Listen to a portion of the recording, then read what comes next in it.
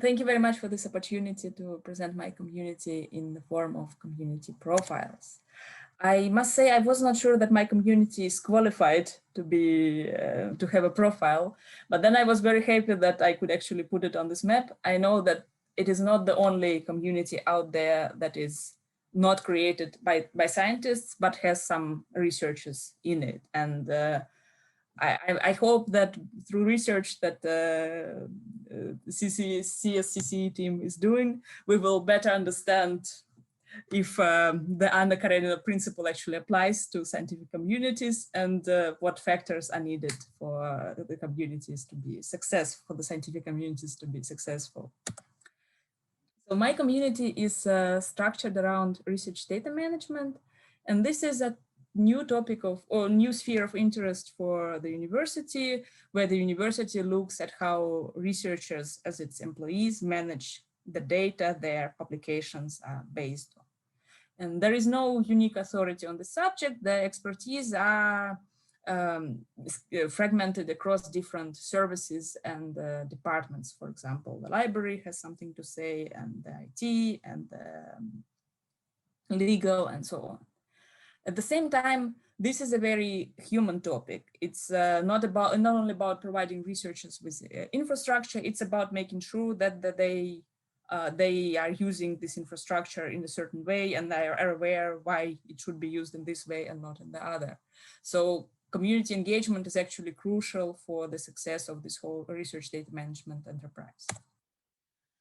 So what I'm doing, I'm actually building two communities under the name of one. On the one hand, I'm trying to enable cross-work and coordination between different services and departments. So this is the research support staff, the administration of the university. On the other hand, I'm actually trying to reach out to researchers and create a community of engaged researchers who are interested in research data management and who would share their expertise with colleagues. And ideally, community should make it possible for both worlds, for the researchers and for support to learn from each other. So I was very curious how this standardized profile will reflect this community and how it will look like. And I think it's actually well reflected here. I will only show a couple of things from the beautiful design by Katie. And I'm also very grateful for Sarah for her patience with the interview.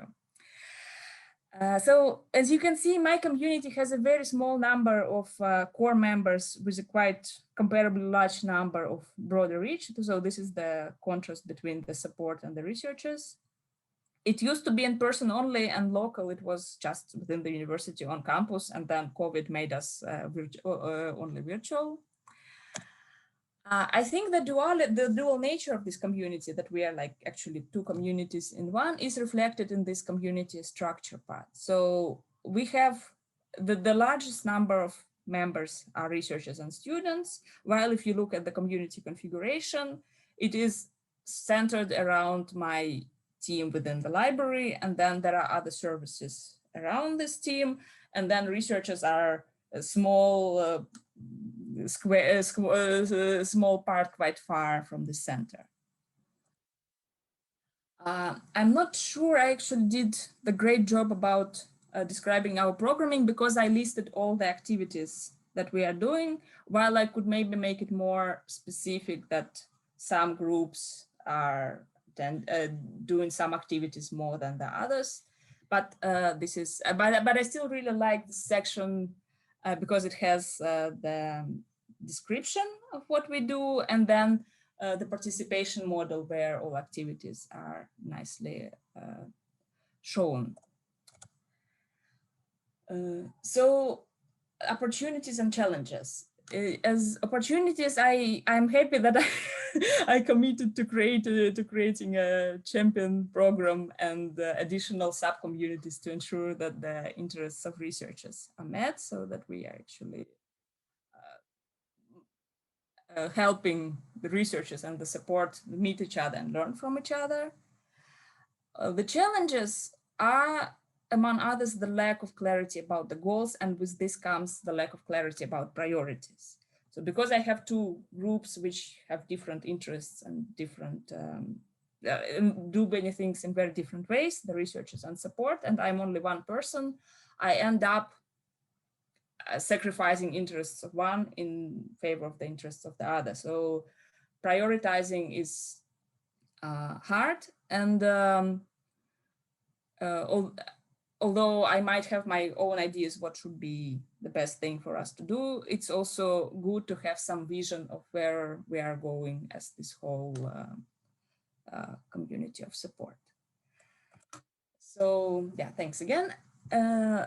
I will be happy to take any questions, and I'm very excited to learn how all this, how this whole body of profiles will emerge and what similarities and differences between communities we will see in the future.